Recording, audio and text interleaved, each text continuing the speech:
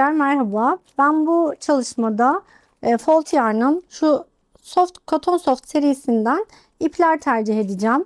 Bu şekilde elimde şöyle çokça rengi var. Ve bu çalışmada her sırada farklı bir renk kullanarak yapıyoruz.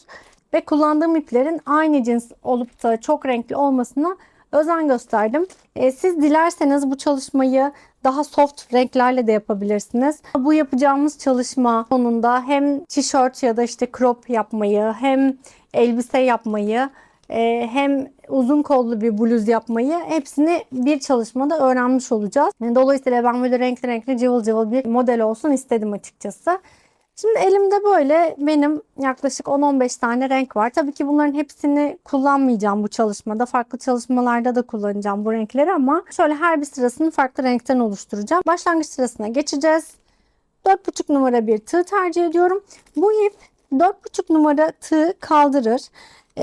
Ancak hani siz farklı bir ip kullanacaksanız veya işte ben bu ip mesela pamuk bir ip. Ve diğer piyasadaki pamuk iplere nazaran daha fazla bükümlü olduğu için daha düzgün bir görünüm veriyor. 4,5 numara bu ipi kaldırır. Ama işte siz kullanacağınız ipe göre tığ numaranızı ayarlayabilirsiniz. Aslında 4 numara, 3,5-4 numara da kaldırır ama ben biraz daha böyle yumuşak olsun istediğim için 4,5 numara tercih ediyorum. Şimdi ben bu modele başlarken şu şekilde mavi bir renkle başlamak istiyorum. Başlangıç sırasını mavi yapacağım. Şimdi başlangıcını yaparken bu yakadan başlamalı bir model olacak. Başlangıcını yaparken klasik zincirle başlamıyorum. Tığıma ipi doladım. Eğer benim tariflerimle daha önce yakadan başlamalı bir şey ördüyseniz genellikle bu başlama yöntemini tercih ediyorum. 1, 2, 3 tane zincir çektim. Tığıma ipi doluyorum. Birinci zincirin içine batıyorum. İpi çıkardım. Bir tane ikili trabzan yapıyorum. Burada bir halka oluştu. 2 tane zincir çekiyorum. Buradaki zincirleri serbest çekmeniz önemli. Tığıma ipi doluyorum. Bir önceki yani az önce bir halka oluşturmuştum ya, bu halkanın içerisine batıyorum. İpimi tutuyorum ve çekiyorum içerisinden. Bir tane ikili trabzan yapıyorum. 2 tane zincir çektim. Tığıma ipi doladım. Bir önceki yani bir tane halka 2 tane halka oldu. İkinci halkanın içerisine yine batıyorum. Boşluğa ipimi çıkartıyorum. Bir tane ikili trabzan yapıyorum. Bu şekilde halkalar oluşturuyorum ben. Başlarken neden bu şekilde başladığımı bir sonraki sırada daha net anlayacaksınız. Başlangıcın daha düzgün olmasını istediğim için. Bu şekilde halkalardan toplamda 40 tane yapıyorum. Şimdi ben 40 tane halka yaptım şu şekilde. Şimdi 40 tane halka yaptıktan sonra şöyle elimle bir düzeltiyorum. Hepsinin aynı yöne bakıyor olması önemli. Çalışmayı çünkü bu halkalar üzerine kuracağız. Şimdi elimle düzelttikten sonra şurada halkanın bir iç tarafı oldu, bir de dış tarafı. İç tarafı trabzanlardan oluşan taraf, bir tarafı da diğer tarafı da zincirlerden oluşan taraf. Şimdi zincirlerden oluşan tarafın ilk başına şöyle bağlanıyorum. Şu şekilde bağlanmış oluyorum bu tarafa. Şimdi ben zincirlerin üzerinden çalışacağım. Şu trabzanların üzerinden olan kısımlar içte kalacak. Şu şekilde kareleştireceğim bunu.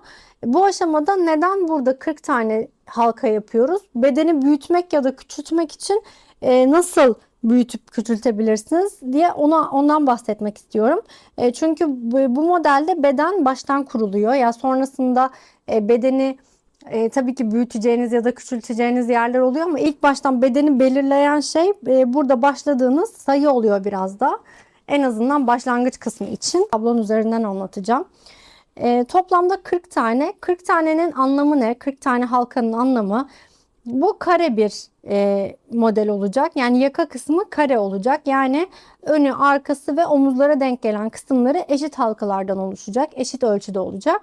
9, 9, 9, 9, 4 tarafında da 9'ar tane halka bırakmış oluyorum ben. Köşelerde de birer tane halka. 4 tane de köşem var. 4 kere 9 36. 4 tane de köşem vardı. Toplamda 40 tane halka buradan geliyor. Yani 40 rakamı buradan geliyor. Eğer ki siz bu bedeni büyütmek isterseniz, yani daha geniş bir yaka başlamak isterseniz, yakası daha geniş olsun isterseniz buradaki sayıyı 9 değil de 10 yapabilirsiniz. O zaman da ne olur? 10 çarpı 4 40. Yani şu kenarların toplam halka sayısı 40 olur. 4 tane de köşem var. 4 tane köşem zaten sabit. Toplamda 44 tane halkayla başlarsınız. Yani buradaki halka sayınız 40 değil de 44 olur. Ya da daha küçük yapacak olabilirsiniz. Yani çocuk bedenine bile yapacaksanız burayı 9 değil 7, 6 yapabilirsiniz.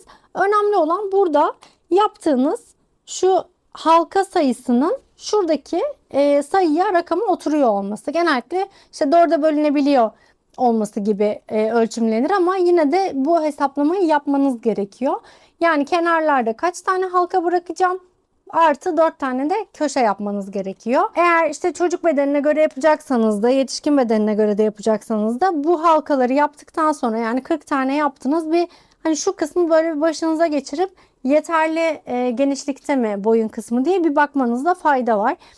40 tane halka genellikle yeterli oluyor bir yetişkin ölçüsü için. Ancak şöyle, hani benim ipimle, benim kullandığım tığla ve benim el ölçümle 40 tane halka yeterli olabilir. Ama sizin ölçünüzle yeterli olmayabilir. Zaten birkaç sıra ördükten sonra şu boyun boşluğunun genişliğini de söyleyeceğim. Şu an anlaşılmaz ama birkaç sıra sonra anlaşılır. Yani bedeni kurmaya yaka kısmından başlıyoruz. Buradaki 40 tane halkaya karar verirken, yani kaç tane halka yapacağınıza karar verirken de bu hesaplamayı kullanabilirsiniz. Şimdi bu aşamada ben her bir köşeye birer tane işaretleyici taktım. Her bir köşeye dediğim, yani 9 tane arada halkam vardı. 10. halkada bir tane köşem olacak. Bir işaretleyici taktım. 9 tane halka saydım. 10.'ya bir işaretleyici taktım. Yine aynı şekilde 9 tane saydım. 10.'ya burada da aynı şekilde şöyle köşelerimin yerlerini belirlemiş oldum. Bu çalışmayı daha rahat ilerletmemi sağlayacak. En azından başlangıcı daha rahat kurmamı sağlayacak. Şimdi köşeyle başlıyorum. Başladığım ilk yer, şu birleşim noktasına köşe diyorum. Birinci köşem burası olmuş oluyor. 4 tane zincir çektim. Tığıma ipi doladım. Bir tane üçlü trabzan yapıyorum aynı boşluğa. Bir tane zincir çekiyorum. Tığıma ipi doladım. Aynı boşluğa. Bir tane üçlü trabzan yapıyorum. Bir zincir çektim. Tığıma ipi doladım. Aynı boşluğa bir tane daha üçlü trabzan yapıyorum.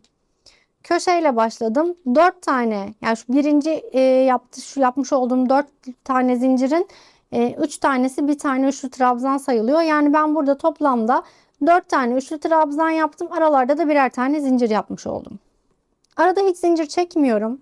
Sıradaki halkanın içine geçiyorum. Bir tane üçlü trabzan, bir zincir, bir tane üçlü trabzan yapıyorum. Arada hiç zincir yok. Sıradaki halkanın içine geçiyorum. Bir tane üçlü trabzan, bir zincir, bir tane üçlü trabzan yapıyorum. Arada hiç zincir çekmiyorum. Tığıma ipi doladım. Sıradaki boşluğa bir tane üçlü trabzan, bir zincir, bir tane üçlü trabzan yapıyorum. Bu şekilde şöyle, burası köşe, şurası da kenarlar. Bu şekilde şu diğer köşe işaretleyicimi taktığım yere kadar yapıyorum. Yani 9 tane halkanın içini bu şekilde dolduruyorum. Şimdi burada diğer köşeye kadar geldim. Tığıma ipi doluyorum. Diğer köşeye batıyorum. Bir tane üçlü trabzan, bir zincir. Bir tane daha üçlü trabzan, bir zincir. Aynı boşluktayım. Bir tane üçlü trabzan, bir zincir. Bir tane daha üçlü trabzan ve tamamlamış oluyorum köşemi. Köşede şu şekilde 4 tane üçlü trabzanım olmuş oluyor. Aralarda da birer tane zincir. Yani 3 tane toplamda şöyle ara boşluğum olmuş oluyor. Tekrar sıradan halkaların içerisinde bir tane üçlü trabzan, bir zincir, bir tane üçlü trabzan yapıyorum. Şimdi diğer köşeme geldim. Diğer köşemde yine aynı şekilde bir tane üçlü trabzan, bir zincir, bir tane üçlü trabzan, bir zincir, bir tane üçlü trabzan, bir zincir, bir tane üçlü trabzan. Toplamda 4 tane üçlü trabzan, aralarda bir zincir yapıyorum köşede. Birinci köşem başlangıç köşemdi. İkinci köşem, üçüncü ve şimdi dördüncü köşeyi oluşturup şu başlangıç noktasına kadar aynı şekilde örüyorum. Şimdi sıranın sonuna kadar, yani başlangıç noktasına kadar geldim. Son halkaya da bir tane üçlü trabzan, bir zincir, bir tane üçlü trabzanımı yaptım. İlk başta yapmış olduğum 4 tane zincirin üçüncüsüne bağlanıyorum. İpimi kaydırıyorum ve bu sırayı bir tane zincir çekip ipi sabitleyerek bitiriyorum. Burada ipimi kesebilirim. Çünkü her bir sırayı farklı bir renk iple yapacağım için her bir sıra yeniden başlangıç gibi olacak. Şu şekilde ilk sıramı tamamlamış oldum. Şimdi şu başlangıç noktasında yapmış olduğumuz halkaların iç kısımları böyle içte kaldığı için böyle düzgün görünüyor. Hani bir sıra tamamlanınca daha iyi anlaşılacak demiştim. O kısım bu kısım. Bu kısım daha net ve böyle hoş görünüyor. Zincirdeki delikler bu şekilde olmamış oluyor. Şimdi ikinci rengime geçeceğim. İkinci sırayı da göstereceğim. Sonrasında zaten model anlaşılmış olacak tamamen.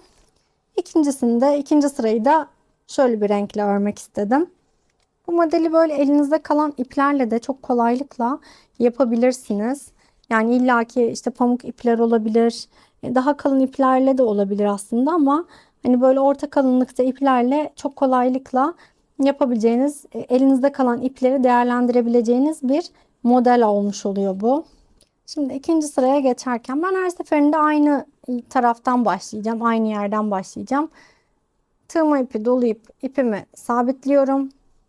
Şimdi burada başlangıç noktamızı şöyle net göstermek istiyorum. Köşe yaparken 4 tane üçlü trabzanımız vardı ya köşede ve 3 tane de boşluğumuz vardı. Bu 3 tane boşluğun, yani 3 tane V var şu an burada. Şuradan göstereyim. Şöyle 3 tane V var bu köşede. 3 tane V'nin tam ortasındaki V'den başlıyorum.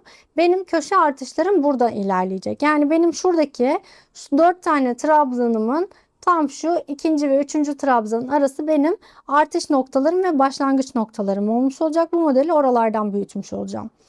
Tığıma ipi doluyorum. Başlangıç noktama batıyorum. Bir tane üçlü trabzan yapıyorum. Zincirle değil, böyle direkt üçlü trabzanla başlıyorum. Bir tane zincir çekiyorum. Tığıma ipi doluyorum. Bir tane üçlü trabzan. Bir tane zincir çekiyorum. Tığıma ipi doluyorum. Bir tane üçlü trabzan. Bir tane zincir ve sonuncu üçlü trabzanı yapıyorum. Ben yine köşe olarak başlıyorum. Yani köşelerin üzerine köşe yapacağımız için köşe olarak başlıyorum burayı da. Köşelerimiz hiç değişmiyor. Tığıma ipi doladım. Buradan sonra bütün V'lerin içerisine bir tane üçlü trabzan, bir zincir, bir tane üçlü trabzan yapacağız. Hemen sıradaki ilk V'nin içerisine batıyorum. Bir tane zincir, bir tane daha üçlü trabzan. Bu sırada battığım ilk ve bir alt sırada yaptığım köşenin aslında şu 4 tanesinden bir tanesi olmuş oluyor.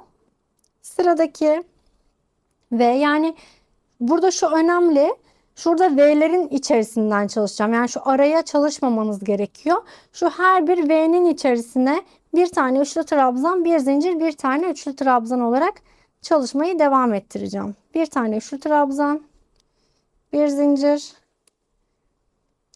bir tane üçlü trabzan. Tığıma ipi doluyorum. Diğer V'nin içine geçiyorum. Bir tane üçlü trabzan. Diğer köşeye gelene kadar bu şekilde örmeye devam ediyorum. Her bir V'nin içerisine bir tane üçlü trabzan, bir zincir, bir tane üçlü trabzan olacak şekilde.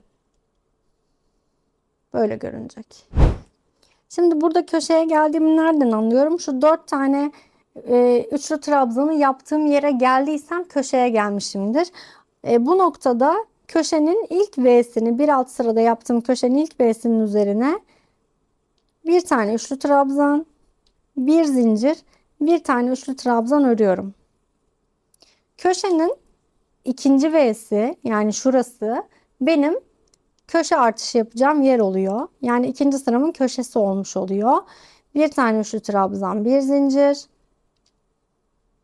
bir tane üçlü trabzan, bir zincir, bir tane üçlü trabzan, bir zincir, bir tane üçlü trabzan. Yani 4 tane üçlü trabzanı yapacağım yer burası olmuş oluyor. Bu kısım önemli, köşeleri karıştırmamanız için. Yani her bir sırada şuradaki köşe işaretleyiciyi bir üstte de kaydırabilirsiniz. Hani tam şu araya da takabilirsiniz. Bu da bir seçenek ama yani şu dörtlüyü gördüğünüz zaman ilkine bir tane üçlü trabzan, bir zincir, bir üçlü trabzan yapacaksınız. Yani bir tane V yapacaksınız. İkincisine köşemizi, üçüncüsüne tekrar bir V yapacağız. Yani burada karışırsa model biraz yamuk ilerler. Modelde olmaz zaten. Bu şekilde oluşturmuş oluyorum köşeyi. Diğer köşeye gelene kadar yine aynı şekilde V'lerin üzerine V yapmaya devam ediyorum. Model çok basit ve kullanışlı bir model. Tek renkle de bunu yapabilirsiniz. Tek renkle de çok tatlı olur ve çok hızlı ilerleyen bir model. Yaparken göreceksiniz zaten hani hızlı ilerlediğini.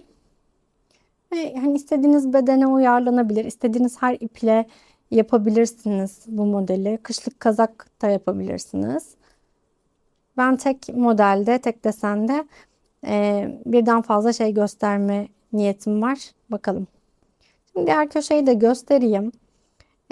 Çünkü köşe kısımlar önemli olduğu için bu köşeyi bir kere daha göstermek istiyorum nasıl yaptığımı. Şimdi köşeye geldim. Neden? 4 tane üçlü trabzanımı gördüm. Tığımı ipi doluyorum. Köşenin ilk V'sine batıyorum. Bir tane üçlü trabzan. Tığımı ipi doladım. Bir zincir çektim. Bir tane üçlü trabzan. Bir yandaki V'ye geçiyorum. Artık ben köşemi yapıyorum. Bir zincir. Bir zincir. 4 tane üçlü trabzanımı yaptım. Aralarda birer tane zincir çektim. Sıradaki V'nin içine batıyorum. Şu şekilde. Bakın bütün V'lerin içine V yaparak devam ediyorsunuz. Şimdi buraya batacağım. Bu şekilde sıranın sonuna kadar ilerletiyorum. Şimdi sıranın en sonuna geldim. Sıraya başlarken direkt köşeden başlamıştık. Köşeden bir önceki V'yi yapmamıştık. Direkt köşeden başladığım için şuradaki V'yi yapacağız. Burasının V olduğunu unutmamanız gerekiyor. Burada 3 tane zincirle başladığımız için şurası böyle V değilmiş gibi görünüyor ama orası da bir tane boşluk. Bir tane üçlü trabzan, bir zincir, bir tane üçlü trabzan. İlk başta yapmış olduğum bir tane üçlü trabzanın tepesine bağlanıyorum. İpimi kaydırıyorum. Bir tane zincir çekiyorum. Sabitleyip ipimi kesiyorum. Şöyle de sıktım. Şimdi ikinci sıramda bu şekilde oldu. Şimdi bundan sonraki bütün sıralar aynı şekilde ilerleyecek. Ben yine sürekli şuradan başlayacağım. Şuradaki yerden başlayacağım. Burada köşeyi belirliyorum. Buradaki köşem şurası. Çünkü şurada 4 tane yapmıştım. 4 tanenin ortasındaki V şu V.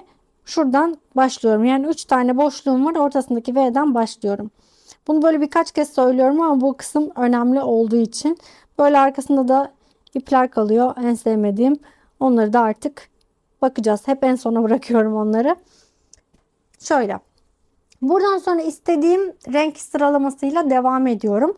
Buradan sonra şöyle bu modeli şöyle ikiye katladığımızda yaka kısmımız oluşmuş oluyor. Şimdi burası bizim yaka kısmımız, yani boyun boşluğumuz. Şimdi ben buradan itibaren hem sağa doğru, sağa ve sola doğru hem aşağıya doğru modeli arttıracağım. Böyle 5-6 sıra daha yapıp arttırmış olacağım. Omuzdan kol altı hizanıza kadar kaç santimlik bir genişlik olsun istiyorsanız o kadar örmeniz gerekiyor. Benim için bu ölçü yaklaşık olarak 20 santim, 19-20 santim yeterli oluyor. Yani şu boyumdan, omuzdan daha doğrusu kol altına gelene kadar olacak kısım. Ne kadar istiyorsanız o kadar örüyorsunuz. O kadar ördükten sonra modelin alt kısmından nereden geçiyoruz, nasıl geçiyoruz, nasıl bu iki tarafı birleştiriyoruz onu anlatacağım. Şimdi ben toplamda 8 sıra ördüm. Şöyle katlanmamış hali bu şekilde görünüyor. Şöyle bu şekilde. Şöyle ikiye katladığımızda zaten yakadan geçen ve omuzumuz burası, kol altımız burası olacak şekilde bir bluzun üst kısmı oluşmuş oluyor. Burada 8 sıra, benim yaptığım 8 sıra, benim kullandığım iple, benim örme şeklimle ve tığ numaramla toplamda 20 santim oldu. Şu omuzdan şu en son ördüğüm yere kadar ölçüyorum. 20 santim oldu katlanmış haliyle. Şimdi buradaki uzunluk sizin hani daha fazla sıra sayısı yapmaya ihtiyacınız varsa veya işte bu kadar değil de işte 7 sıra yapmaya ihtiyacınız olup olmadığını şu kısmı başınızdan geçirerek karar verebilirsiniz. Bu kısmı başınızdan geçirdikten sonra şurası omzunuz ve kol altına gelen yer burası oluyor mu olmuyor mu diye bakabilirsiniz. Yani direkt tam kol altında da kesebilirsiniz ve biraz daha geniş de olabilir. Ben biraz daha geniş tuttum. Böyle biraz daha kol altı kasma yapmasın diye daha geniş tuttum. Böyle bir 20 santim benim için kol genişliğinde yeterli bir ölçü oluyor. Bunu dediğim gibi başınızdan geçirerek bakabilirsiniz. Omuzdan kol altına kadar olan kısmın mesafesi burası. Şimdi buradan sonra buradaki genişliği de söyleyeyim kaç santim olduğu şimdiye kadar. 44 santimde bir genişliği olmuş oldu. Şimdi buradan sonra şu kısmı, şu iki tarafı, şu kol altı olan kısımları birleştirerek tek parça olarak örmeye devam edeceğiz. Nasıl birleştireceğiz onu göstereceğim. Bir iki sırada gösterip sonraki sıralar zaten devamı olmuş olacak. Ben şöyle bordo bir iple devam edeceğim. Şimdi tığıma ipimi doluyorum. Bir tane kilit zincirimi çekiyorum. Şimdi burada şöyle ortadan bir yerden herhangi bir şöyle şu düz olan yerin ortasında herhangi bir yerden başlıyorum. Zaten trabzanla başlayacağım için hani zincir de olmayacak fark etmiyor. Herhangi bir V'nin içinden başlıyorum. Herhangi birine battım. Bir tane üçlü trabzan, bir zincir, tığıma ipimi doladım. Bir tane üçlü trabzan. Köşeye kadar aynı şekilde alt sıralarda yaptığımız gibi devam ediyoruz. Çünkü burada farklılaşan şey şu köşe olacak. Köşeye kadar aynı şekilde devam ediyorum örmeye. Şimdi köşeye geldim. Köşeye geldiğimi nereden anlıyorum? Şurada 3 tane V'nin olduğu yerden anlıyorum. Tığıma ipimi doluyorum. İlk V'nin içerisine yine bir tane üçlü trabzan, bir zincir, bir tane üçlü trabzanı yapıyorum. İkinci V'nin yani ikinci V benim aslında köşe arttırmalarını yaptığım yerdi. İkinci V'ye bir tane üçlü trabzan, bir zincir, bir tane üçlü trabzan yapıyorum. Bir zincir çekiyorum. Buraya karşılık gelen şu kapattığımda omzum olacak yer. Karşılık gelen yere bağlanıyorum. Şöyle çevireceğim. Karşılık gelen yerin de arada 3 tane V var ya. 3 tane V'nin ortasındaki V'ye yine bağlanıyorum. Bir tane üçlü trabzan yapıyorum. Yani ben burada köşeyi yapmadım. Köşeyi yaparken şu karşı tarafa bağlanmış oldum. Sonrasında bu kısmı, şu kısmı kol örerken bu kısmı tamamlayacağız. Şimdi örmeye karşı taraftan devam ediyoruz. Çünkü artık hani şu kısmını örmeyeceğiz. Kol kısmını ayrıca yapacağız. Şöyle karşı taraftan burası ön kısmıysa biz ön kısmından başlamışsak eğer şu an bu başladığımız kısım ön kısımsa arka kısma geçmiş oluyoruz. Tığıma ipimi doluyorum. Aynı şekilde bu köşeyi es geçiyorum. Zaten bu köşede bir tane üçlü trabzan yaptım. Buradaki köşeye de karşılık gelen yere bir tane üçlü trabzan yaptım. Sıradaki gelen ilk V'nin içerisinden itibaren bir tane üçlü trabzan, bir zincir, bir tane üçlü trabzan yaparak devam ediyorum. Yine bütün V'lerin içerisine bir sonraki köşeye gelene kadar bir tane üçlü trabzan, bir zincir, bir tane üçlü trabzan yapıyorum. Köşeye kadar farklı hiçbir işlem yapmıyorum burada. Geçişimiz de bu şekilde görünüyor şu an için. Şimdi yine diğer köşeye kadar geldim. Diğer köşeyi de tekrar göstereyim. Şurada 3 tane V'nin olduğu yere geldim. Tığıma ipi bir kez doluyorum. İlk V'nin içerisine diğer yerlerde yaptığım gibi bir tane üçlü trabzan, bir zincir, bir tane üçlü trabzanı yapıyorum.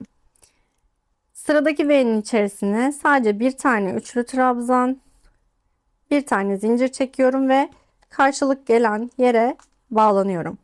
Şimdi burada karşılık gelen yere bağlanırken de dikkat etmeniz gereken şey şu. Şimdi buraya bağlanırken şuradan direkt bağlanmıyoruz. Şöyle ters çeviriyoruz çünkü düzünden örmemiz gerekiyor. Bu kısım önemli. Yani buradan yaparsanız örgü buraya doğru gider zaten. Tığıma ipi doluyorum.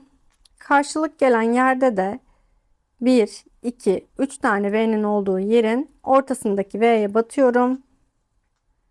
Bir tane üçlü trabzan yapıyorum. Tığıma ipi doluyorum. Sıradaki V'ye geçiyorum doğrudan. Bir tane üçlü trabzan, bir zincir, bir tane üçlü trabzan olarak devam ediyorum yoluma. Nereye kadar? Şu başlangıçta yapmış olduğum üçlü trabzana kadar devam ediyorum. Şimdi başlangıç noktasına geldim. Başlangıç noktasına yine alt sıralarda olduğu gibi birleştirme işlemini yapıyorum. İlk başta yaptığım üçlü trabzanın tepesine bağlanıyorum. İpimi kaydırıyorum. Bir tane kilit zincirimi çekiyorum. Ve bu ipimi de kesiyorum. Tekrar başka bir renk iple devam edeceğiz. Şöyle sıkıştırıyorum ipimi de.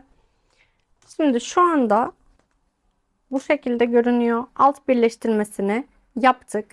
Bu şekilde. Şimdi buradan sonra düz devam edeceğiz ama bir sıra daha göstereceğim. Şu kol altı olan sırayı nasıl öreceğimizi göstermek için bir sıra daha öreceğiz bedeni. Sonraki sıralar istediğimiz uzunluğa gelene kadar devam edecek. Şimdi yeşille devam edelim. Şöyle yine kendimize doğru çeviriyoruz yaka kısmını. Tığıma ipimi aldım. Kilitledim bir zincirle. Bir kez ipi doladım. Şöyle yine herhangi bir yerden başlayabilirsiniz. Yani buradan bitirdiğiniz yerden de başlayabilirsiniz. Ben şuradan başlayacağım. Biraz daha köşeye yakın olsun diye. Şöyle bir tane üçlü trabzan ile başlıyorum. Bir tane zincir çektim. Yine V'nin içerisine bir tane üçlü trabzanımı yapıyorum. Sırada gelen V'leri de aynı şekilde. Şimdi köşeden önceki V'ye geldim. Buraya da yine aynı şekilde normal örüyorum.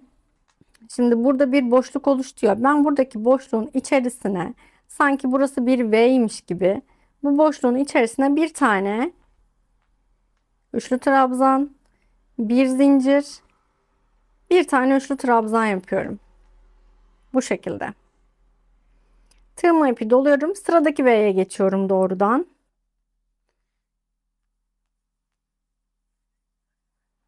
Bakın şu kol altı geçişi bu şekilde oluyor. Şimdi burası şöyle bu kol işlemini yani kolu örmeye başladığımızda yine kolda da V'lerin üzerine V öreceğiz. Kolu örmeye başladığımızda zaten burası böyle bu şekilde kapanıyor olacak. Biz şimdi şu alt bedeni örmeye devam edelim. İstediğimiz uzunluğa gelene kadar. Sonrasında kolla devam edeceğiz zaten. Şimdi bu şekilde zaten şu kısımları aynı şekilde devam ediyor. Burada tek farklılaşan şey kol altıydı. Şimdi kol altını bu şekilde yaptık. Böyle buraya kadar devam edeceğiz. Şimdi burada da yine aynı işlemi yapacağız. Burada da yine V'nin içine, buradaki V'nin içine alt sıralarda olduğu gibi bir tane de şuradaki boşluğun içerisine yapacağız. Burada aslında bir V arttırmış gibi görünüyoruz ama aslında arttırmıyoruz. Çünkü burada da şurada da köşede de eksik ördük. Hatta köşede 3 tane V, burada bir tane, burada bir tane, araya da 3 tane daha V yapıyorduk. Burada aslında kapatacak kadar bir kesmiş olduk kol altını. Şimdi burası bu şekilde görünüyor. Sıranın sonuna kadar bu şekilde. Sonraki sıralarda da yine aynı şuradaki sıralarda ne yaptıysak aynısını V'lerin içine V yaparak devam ediyoruz. Ta ki istediğiniz beden uzunluğuna gelene kadar. Bunu böyle üstünüzü ölçtükten sonra işte crop olarak mı kullanmak istersiniz, daha uzun mu kullanmak istersiniz buna karar verebilirsiniz. Bu örme aşamasında da karar verebilirsiniz buna üzerinizde deneye deneye. Ben en sonunda kaç sıra daha bu şekilde ördüm onu söyleyeceğim zaten. Sonrasında da kol kısmına geçeceğiz. Şimdi modeli bluz haline getirene kadar ördüm ben. Şu başlangıçtan itibaren 8 sıra örmüştük zaten. Şu kol birleştirmeden sonra da şu kısmı da 7 sıra daha ördüm. Bunu bu haliyle bluz olarak kullanabilirsiniz. Yani ya da işte birkaç sıra daha ördüğünüzde aynı şekilde bluz olarak kullanılabilir. Şu yakadan itibaren toplamda 32 santim, 33 santim oldu burası. Şimdi bunu elbise haline çevireceğiz. Sonrasında kollarını yapacağız. Şimdi elbise haline çevirirken Bir tık böyle pileli gibi böyle volanlı olsun istiyorum. Onu vermek için de bir arttırma işlemi yapacağız. Şimdi arttırma işlemini nasıl yapacağız? Tığımıza ipimizi doluyoruz. Şöyle bir tane zincirle kilitledim. Herhangi bir yerden başlıyoruz. Ben herhangi bir yerden başladım. Şuradan herhangi bir V'nin içinden. 3 tane ikili trabzan, bir zincir, 3 tane ikili trabzan. Burada 4 taneden ya da 5 tane de bir arttırma işlemi yapacağız. 4 tane de bir yapalım. Şimdi 4 tane yaptım. 5.'yi arttırma yapacağım. Arttırmayı nasıl yapacağım? Üçlü trabzan yaptım. Bir zincir çektim. Bir tane üçlü trabzan daha yaptım. Bir zincir çektim. Aynı boşluğun içerisine bir tane daha V yapacağım. Bir tane üçlü trabzan, bir zincir, bir tane üçlü trabzan. Burada bir arttırma işlemi yaptım. Aynı şekilde 4 tane daha örüyorum. 4 tane V'nin içinde dolduruyorum yani. 3. Bir tane daha V yapalım.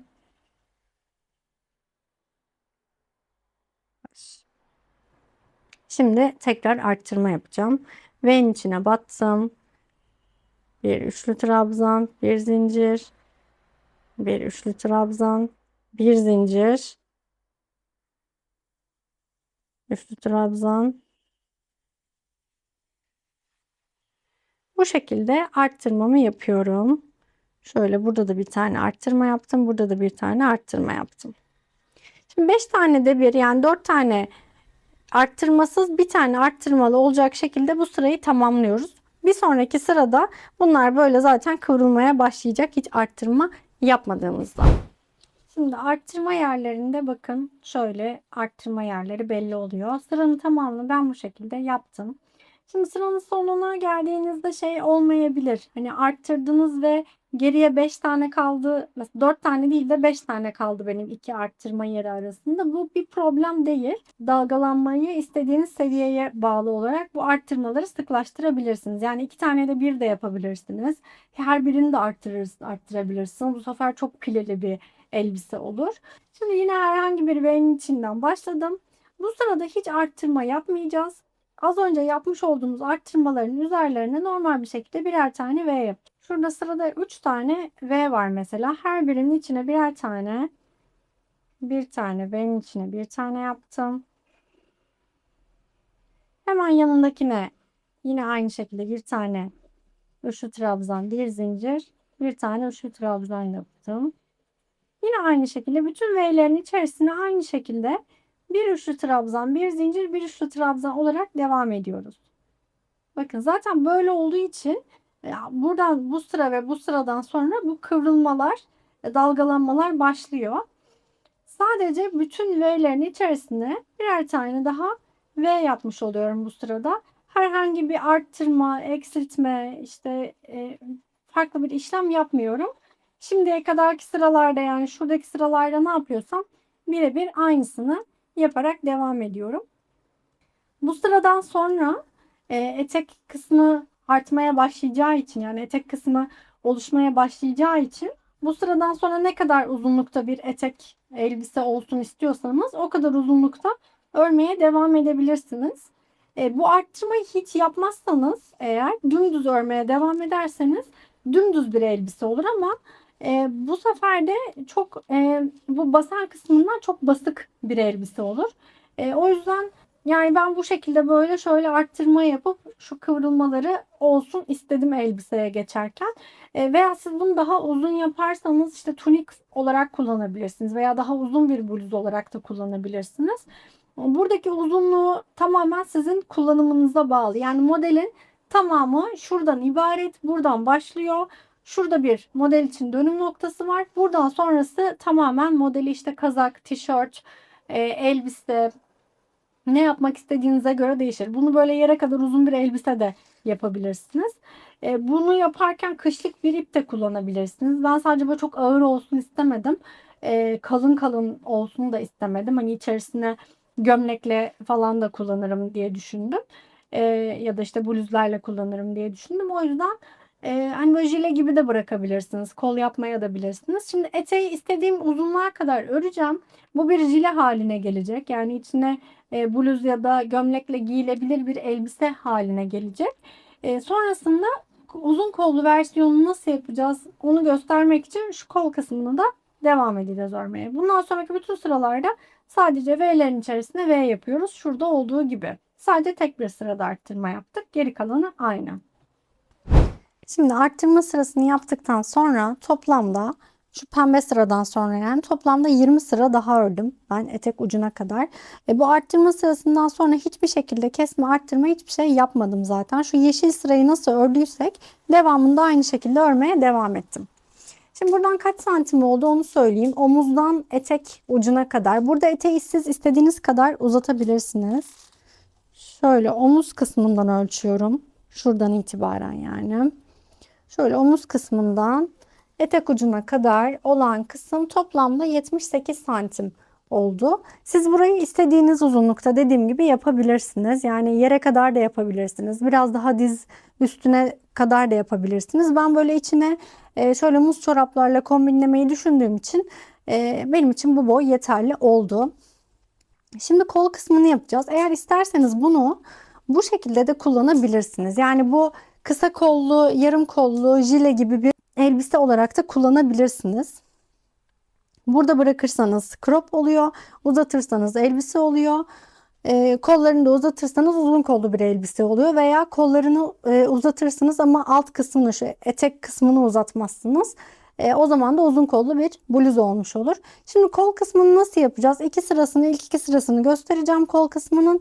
Sonrası zaten aynı şekilde devam edecek yine. Bir tane kolu birlikte başlayacağız. Şöyle kolda da yine içindeki renklerden herhangi birisini alıyorum. Tığımı ipime doluyorum. Kilitliyorum. Kolda da şöyle kol altından başlayacağım. Şu tam kol altına gelen kolun zaten tek püf noktası şu kol altı kısmını birleştirirken şöyle bir işlem yapmıştık burada. Şu iki tarafı birleştireceğiz demiştim kolu yaparken. Bu iki kısmı birleştirmek. Kol için tek püf noktası bu. Tığım ipimi doladım. Kilitledim. Bir kere tığım ipimi doladım. Tığda bir tane ip varken şuradan batıyorum. Bu köşeden yani şuradaki birleşme noktasından buradan batıyorum. Diğerini de alıyorum. Bu şekilde. İpi çıkartıyorum. Bir tane üçlü trabzan yapıyorum. Şöyle birleşmiş hali bu şekilde. Yani zincirle başlamıyorum. Buraya bağlanıp zincirle de başlayabilirdim ama zincirle başlamıyorum. Bunu böyle bu şekilde bağlayıp birleştirmiş oluyorum. Bir tane zincir çekiyorum. Yine bu araya tığım ipimi doluyorum, batıyorum. Bir tane üçlü trabzan yapıyorum. Bakın şuralarda yaptığımız gibi bir V yapmış oldum. Bu V bu çalışmanın ya bu sıranın sonunda anlaşılacak. Tığım ipimi doluyorum ve sonra sırada gelen bütün V'lerin üzerlerine yine birer tane V yapıyorum. Şuradayım şu anda. Buradan bir tane zincir. Şöyle bir V oluşturdum burada. Bütün hepsini alt sıralarda ne yaptıysak aynı işlemi yapmaya devam ediyoruz. Sıranın en sonuna gelene kadar yani sıranın yine şuraya gelene kadar aynı şeyi yapmaya devam ediyoruz. Şimdi sıranın en sonuna kadar geldim. İlk başta yapmış olduğum bir tane trabzan vardı. İpimi onun en tepesine bağlıyorum. Ve ipimi kaydırıyorum. Tıpkı alt sıralarda olduğu gibi bir tane zincirle de kilitliyorum. Ve bu ipi keseceğim artık. Şimdi burada kol bu şekilde uzayacak bakın. Aynı şekilde. Şimdi bir sonraki sıraya başlarken işte şu yeşil renkle başlayacağım mesela. Yeşil renkle yine zaten burada artık tamamen kol altı dahil. Burada tamamen V'ler var. Burada hep V'ler olduğu için şu sıralarda yani şuralarda alt taraflarda ne yaptıysak birebir aynısını yaparak yukarıya doğru devam ettireceğiz bu sıraları. Burada şu Şurada şu kol altının şöyle şu şekilde düzgün görünmesi için burada bu işlemi yapıyoruz. Şimdi şuradaki şu delik kısım, hani biraz böyle şurada biraz daha açıklık kaldı ya, bu kısım sizi eğer ki rahatsız ediyorsa yine şu aynı burada hangi ipi kullandıysanız, mesela ben bordo ipi kullandım. Şu bordo iple şu arka tarafından bir buradan bir şuradan geçirip böyle hafif bir düğüm de atabilirsiniz. Yani bu iki tarafı birleştirebilirsiniz. Çünkü burayı yaparken şöyle şu iki tarafı birleştirip ilerlemiyorum. Burası böyle düz bir şekilde, verev bir şekilde değil de böyle kol dümdüz bir şekilde ilerlesin diye. Eğer hani sizi rahatsız ediyorsa öyle yapabilirsiniz. Beni rahatsız eden bir kısım değil burası ama rahatsız ediyorsa öyle yapabilirsiniz. Şimdi kolu aynı şekilde başlangıcı, bu zaten kolun sadece başlangıcı diğer yerlerden farklıydı. Bundan sonrası birebir aynı ilerleyecek. Kaç sıra daha kol yapacağınız tamamen sizin bu elbisedeki ya da bluzdaki ne yapıyorsanız bu modelden istediğiniz uzunluğa bağlı. Yani böyle yarım kol isterseniz daha kısa işte 5-10 sıra yapıp bırakabilirsiniz. Böyle direkt uzun bir kol isterseniz daha uzun yapabilirsiniz. Tamamen size kalmış. Ama eğer ki böyle tek renkten yapmıyorsanız, böyle çizgili çizgili benim yaptığım gibi renk renk yapıyorsanız, kolu yaparken tavsiyem bu tarafa yaptım ya mavi bir sıra, diğer kolu da maviyle yapmak. Hem böyle İki taraf aynı renklerle ilerlesin diye, hem de aynı anda iki kol bitmiş oluyor. Bu yöntemle yaparsanız daha hızlı ilerliyor. Hem de dediğim gibi çizgili çizgili yapıyorsanız, hani bu kola yaptım işte ip bitti diğer kola aynı sıralamayla yapamadım gibi bir karmaşa söz konusu olmaz.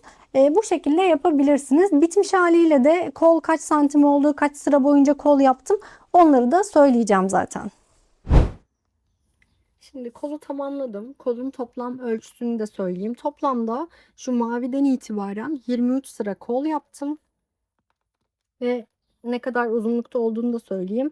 Şu maviden itibaren kolun toplam uzunluğu 37 santim. Omuzdan itibaren de söyleyeyim. Hani öyle de bakmak isterseniz.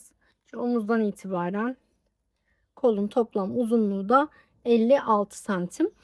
Kolu dirsek kol da yapabilirsiniz. Daha uzun bir kol da yapabilirsiniz. Ben tam bilek boyu yaptım. Hani biraz daha şuralarda da yapabilirsiniz. Yarım kollu, dirsek kollu istediğiniz gibi yapabilirsiniz. Elbisenin diğer ölçülerini zaten vermiştim.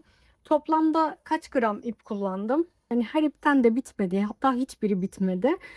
Ama şunu şöyle bir katlayıp tartacağım. Yani toplamda kaç gramlık ip kullandığımı söyleyebilmek için şöyle tartarak bence bir şeye ulaşırız.